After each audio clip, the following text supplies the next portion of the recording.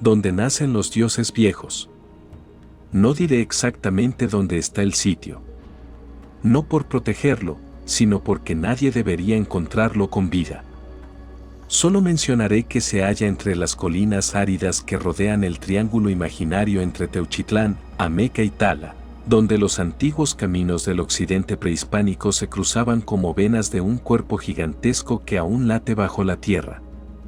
Allí, en una hondonada que parece insignificante desde lejos, descansa un altar tan viejo que los arqueólogos modernos ni siquiera lo registran, lo consideran formación natural. No lo es.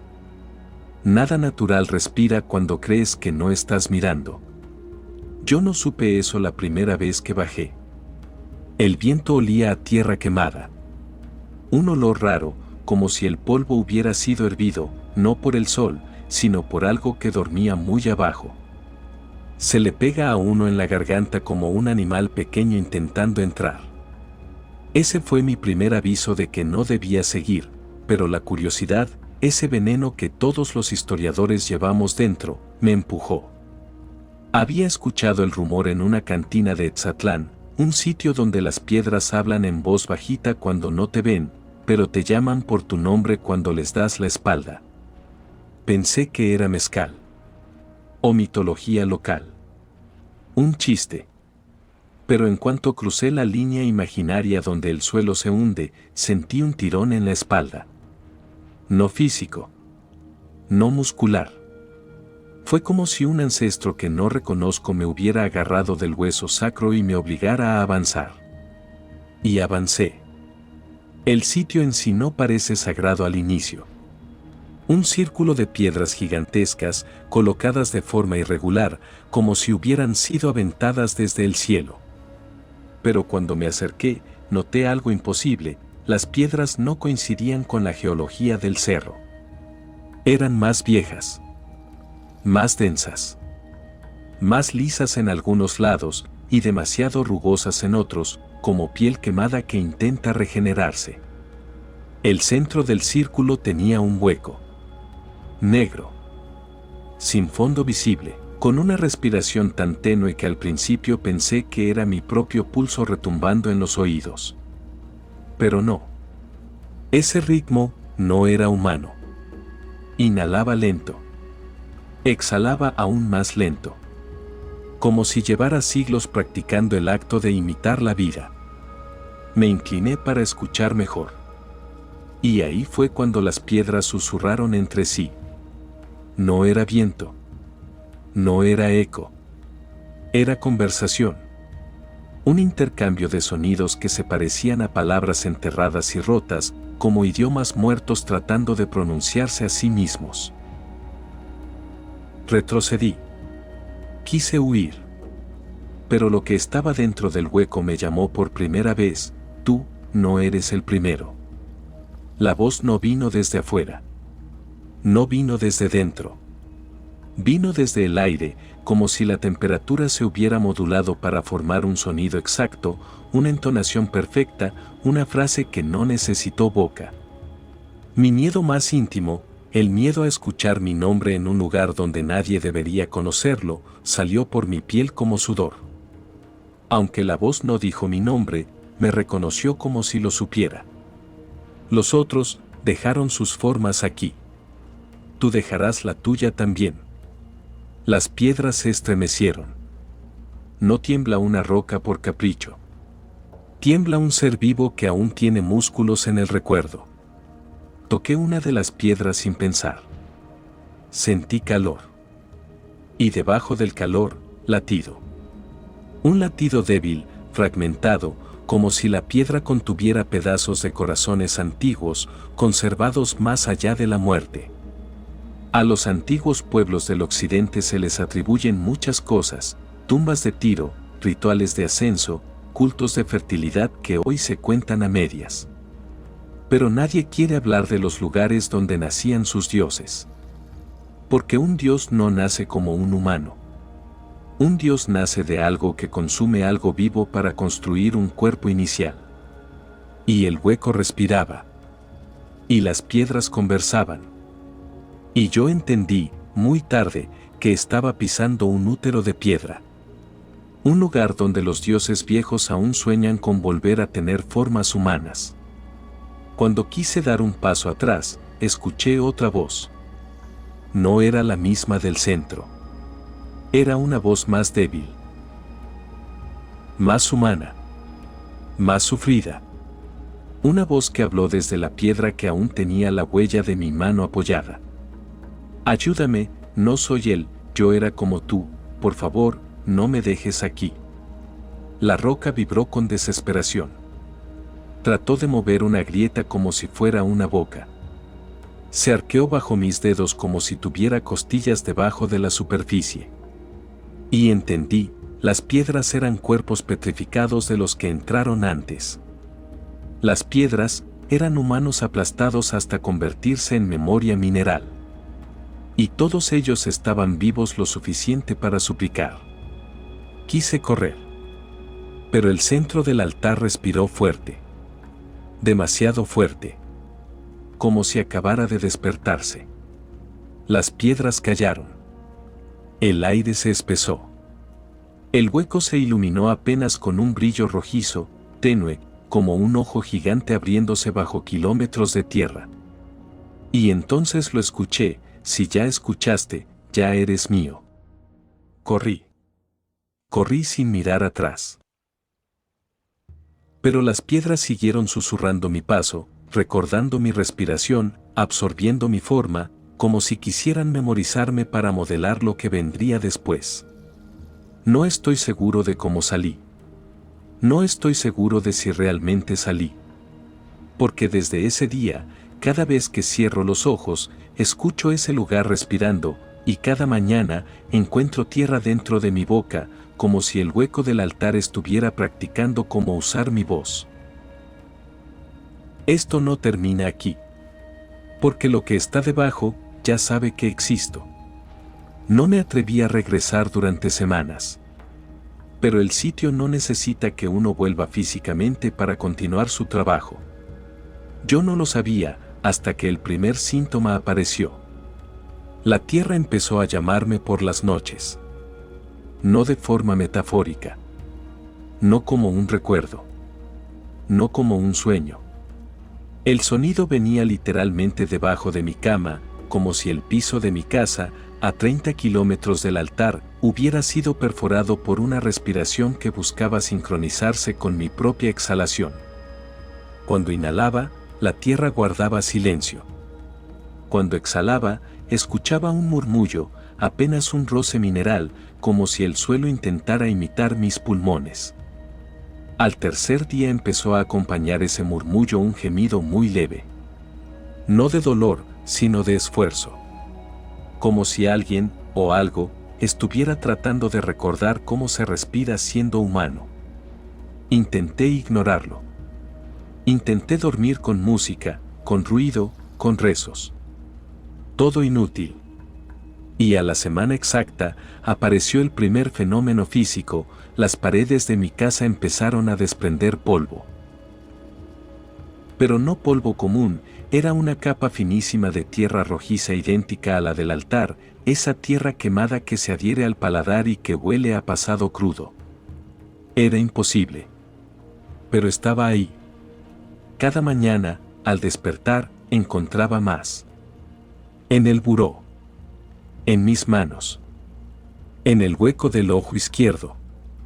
Como si la tierra quisiera abrirse paso hacia adentro. En ese tiempo investigué más.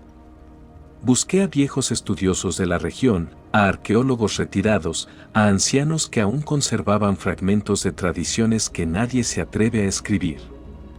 Fue uno de ellos, un hombre de Ameca, casi ciego, con manos más hueso que piel, quien me dijo lo que nadie más se atrevía. No fuiste a un altar. Fuiste a un nacimiento. ¿A un nacimiento de qué? Pregunté. No de qué, de quién. Y luego añadió con un hilo de voz tan quebrado que parecía venir del subsuelo, los dioses viejos no nacen, se despiertan. Pero para despertar, necesitan carne. Carne humana. Memoria humana. Forma humana. pulso humano. Y desde el momento en que apoyé mi mano sobre una de las piedras, les había dado la mitad de lo que buscaban, una referencia. Una anatomía posible. Una forma tentadora. Un molde. ¿Puedo detenerlo? No. ¿Puedo huir? ¿Cómo se huye de algo que está debajo de todos los caminos? Callé. Y el anciano añadió, antes de expulsarme de su casa, ya te está copiando. Y cuando termine, ya no te necesitará respirando. La segunda señal llegó poco después. Un día desperté con la boca reseca. No reseca como cuando falta agua, sino como si hubiera estado respirando tierra durante horas. Intenté tragar saliva y sentí una textura arenosa entre el paladar y la lengua. Me levanté de un salto, corrí al baño, encendí la luz. Tenía granos de tierra pegados en el interior de las mejillas, como si hubiera estado comiendo directamente del altar, como si hubiera repetido un ritual que no recordaba. Pero eso no fue lo peor. Lo peor vino cuando levanté la vista al espejo. Mi reflejo parpadeó, un parpadeo que yo no hice. Un movimiento mínimo, pero distinto. Tardío. Desfasado. Como un eco visual. Comprendí entonces que el altar no solo me había tocado. El altar estaba aprendiendo a ser yo. Decidí dejar mi casa. Fui a quedarme en un cuarto prestado en San Martín de Hidalgo. Lejos. Lejísimos. Pero en la madrugada, cuando el viento estaba en silencio absoluto, escuché un sonido bajo el colchón. No respiración. No murmullo. Era un golpe, suave primero. Luego más firme. Luego rítmico.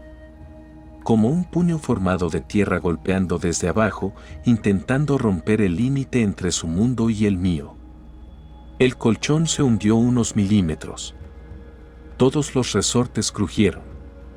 El cuarto entero tembló como si el suelo estuviera tomando aire para hablar. Y habló.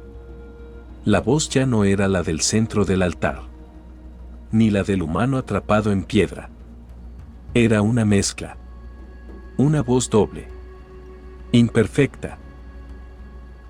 Como si dos gargantas, una viva, otra mineral, estuvieran tratando de decir lo mismo al mismo tiempo. Ya casi te alcanzo. Estoy recordando cómo fuiste. Estoy probando tu aliento. Me quedé inmóvil. No podía mover un músculo. El miedo me petrificó, igual que a los otros. Y entonces ocurrió lo que marcó el comienzo de la verdadera persecución. La pared frente a mí respiró. Se infló. Se desinfló. Como un pulmón de adobe. Con cada respiración, pequeñas grietas se abrían como bocas hambrientas. Y entre esas grietas, asomó un ojo. Pero no era un ojo humano. Ni un ojo animal. Era un ojo de piedra húmeda, perfectamente redondo, lleno de minerales que parecían moverse como pupilas líquidas. Ese ojo buscaba mi rostro. Quería memorizarlo otra vez. Quería corregir errores en su imitación. Hasta que me habló con claridad: si yo recuerdo quién eres, tú dejarás de serlo. Y comprendí que la cacería apenas había comenzado. No sabría decir cuándo dejó de ser solamente miedo y se convirtió en memoria. Porque la sierra, esa extensión interminable de colinas rojizas, piedra caliente y barrancos que respiran, no solo te observa, te recuerda. Pero no te recuerda a ti. Te recuerda como si tú ya hubieras vivido aquí antes, como si hubieras sido parte de algo que ocurrió siglos atrás. Algo que dejó una huella imposible de borrar. Esa certeza me golpeó la noche en que supe el nombre del primer devorado por la tierra caliente. El día en que la sierra me habló con voz humana, yo estaba sentado sobre una roca partida por el sol, la misma roca donde habían encontrado una camiseta desgarrada de un muchacho que desapareció en los 80s, cuando lo escuché. No fue un susurro. No fue viento. Fue un aliento, tibio, húmedo, pegándose a mi nuca como si algo se inclinara detrás de mí. ¿Ya te acuerdas de mí? Esa voz no era del presente. Era vieja, como si las cuerdas vocales que la pronunciaban estuvieran cubiertas de tierra reseca. Me quedé inmóvil. Y entonces lo vi. No con los ojos, con algo más profundo. La sierra me mostró un recuerdo que no era mío, un joven, quizá de mi edad. Camina descalzo. Suda. Tiembla. Tiene el mismo lunar que yo en el hombro izquierdo. Se detiene frente a una grieta enorme que palpita como si tuviera un corazón enterrado dentro. Tú eras él, dijo la sierra, y las piedras vibraron como si tuvieran risa. Ese joven, fui yo. No en esta vida. No en este tiempo. Pero fue mi rostro. Mi piel. Mi respiración atravesada por el mismo miedo que ahora empieza a hacerme arder el pecho. El nombre del primer devorado, la visión se volvió más nítida. Aquel muchacho levantó la cara hacia el cielo y gritó un nombre. Alazán. Ese fue el primer nombre que la sierra me obligó a escuchar. Alazán. El primer devorado. Pero la tierra no solo se comió su cuerpo, sino su identidad. La sierra no devora carne, devora espacios vacíos, devora huecos, devora personas que pueden ser reemplazadas. Y lo más terrible, no los mata. Los recicla. Los vuelve a usar. Como si la montaña tuviera derecho sobre quienes la pisan. Lo que intenta ocupar mi cuerpo, la respiración de la sierra cambió.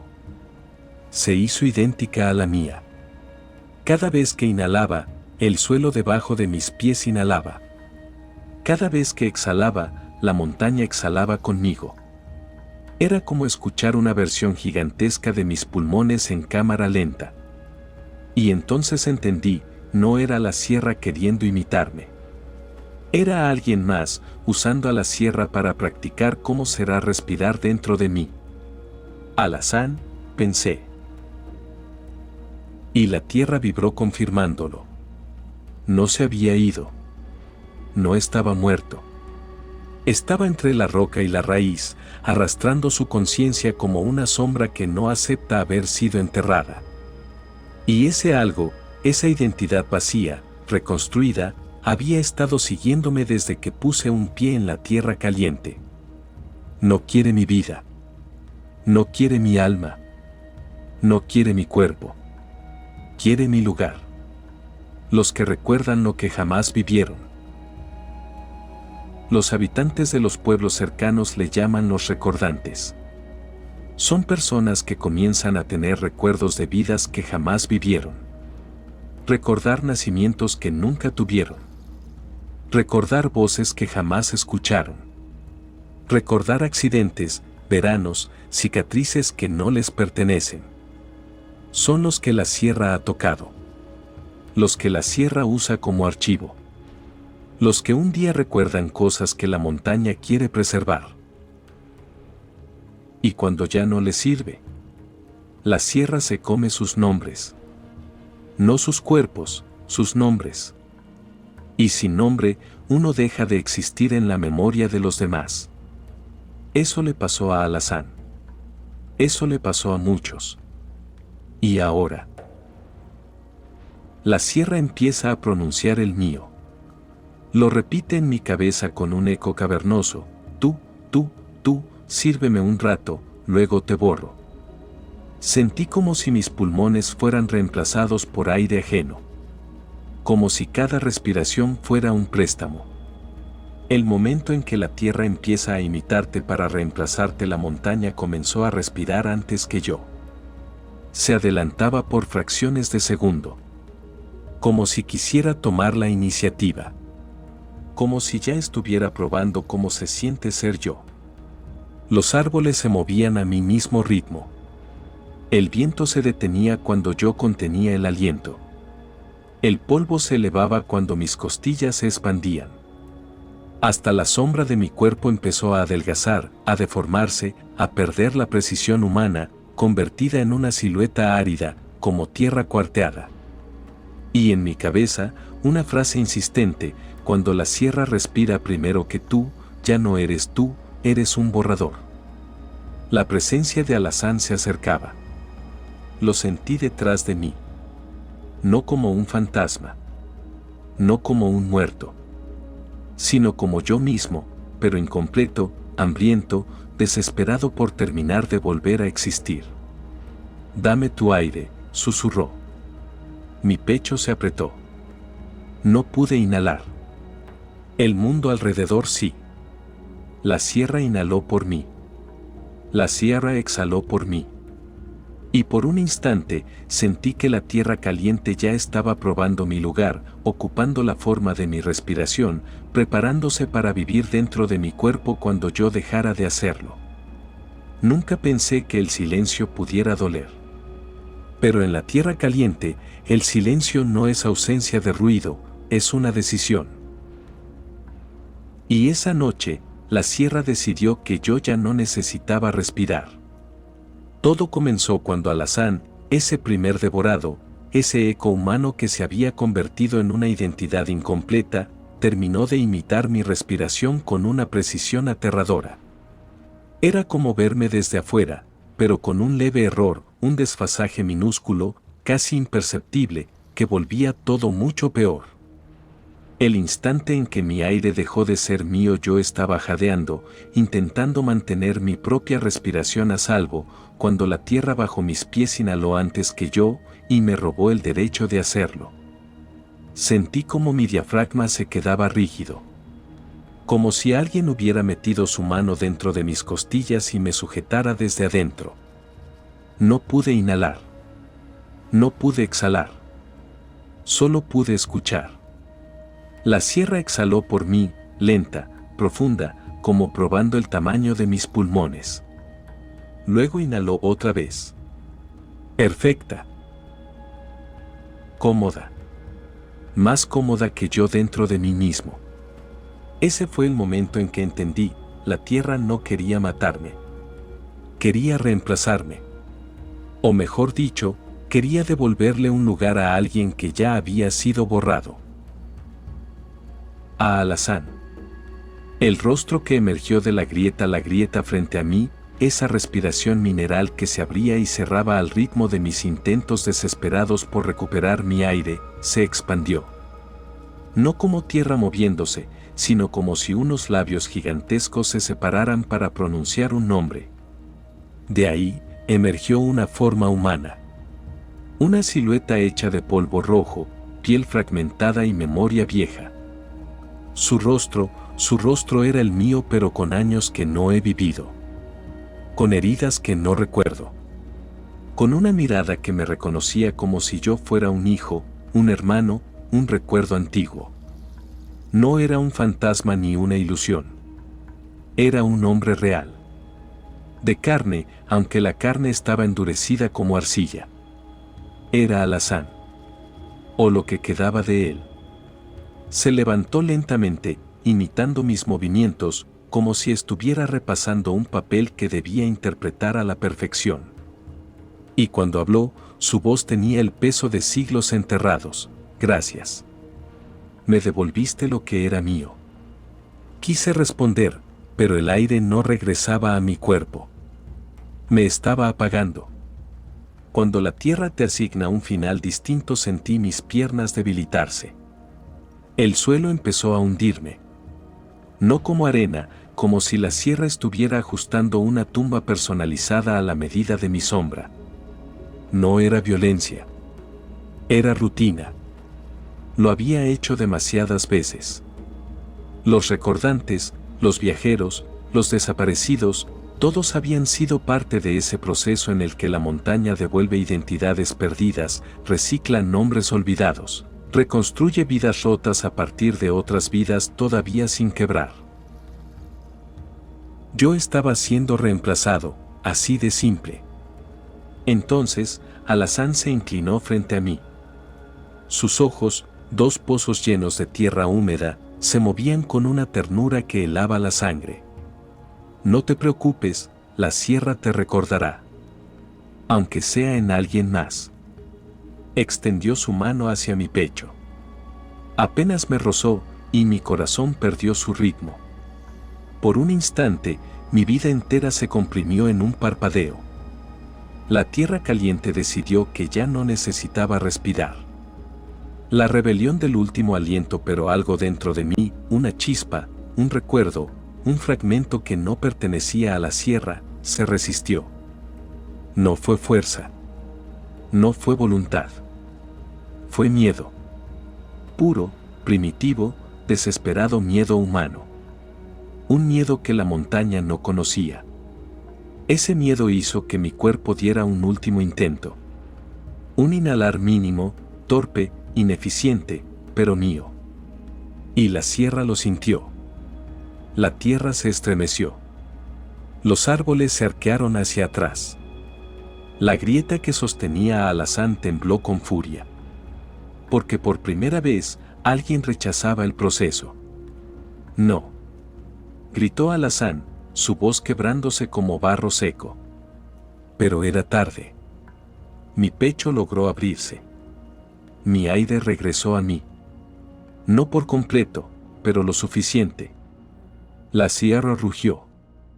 Un rugido bajo, profundo, que salió desde kilómetros hacia abajo. El suelo empezó a cerrarse. La grieta retrocedió, como una boca que pierde el bocado.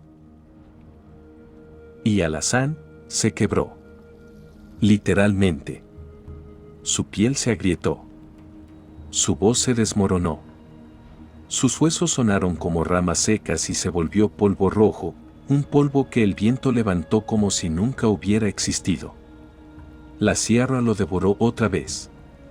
O quizá, lo castigó por haber fallado. El despertar después del reemplazo fallido, desperté al amanecer, tirado en la ladera, con las uñas llenas de tierra y los labios secos. Estaba vivo. Pero no intacto. Había algo en mí que no era mío. Un peso en mi respiración. Una sombra en mis recuerdos. Una voz que, cuando me distraigo, repite desde el fondo de mi mente, no terminó. Y sé que es cierto. Porque la sierra no olvida a quienes se le escapan. No perdona a quienes le deben una identidad. Desde ese día, cuando duermo, escucho mi propia respiración, pero en eco. Como si la tierra caliente siguiera intentando memorizarla, seguir imitando mi aire, seguir preparándose. Por si algún día dejo de resistirme. En la sierra donde el sol quiebra las piedras y la noche respira con boca abierta, aprendí que la tierra no es madre, es archivista. Guarda nombres, recicla almas, afila silencios. Y cuando te mira, no te ve a ti, ve el hueco que podrías llenar. Si algún día sientes que un cerro respira antes que tú, corre. Porque cuando la tierra decide que ya no necesitas aire, tu historia deja de ser tuya y empieza a ser de ella. Si esta historia tocó una fibra profunda en tu espíritu, te invito a seguir recorriendo conmigo los senderos donde lo real y lo sagrado se mezclan.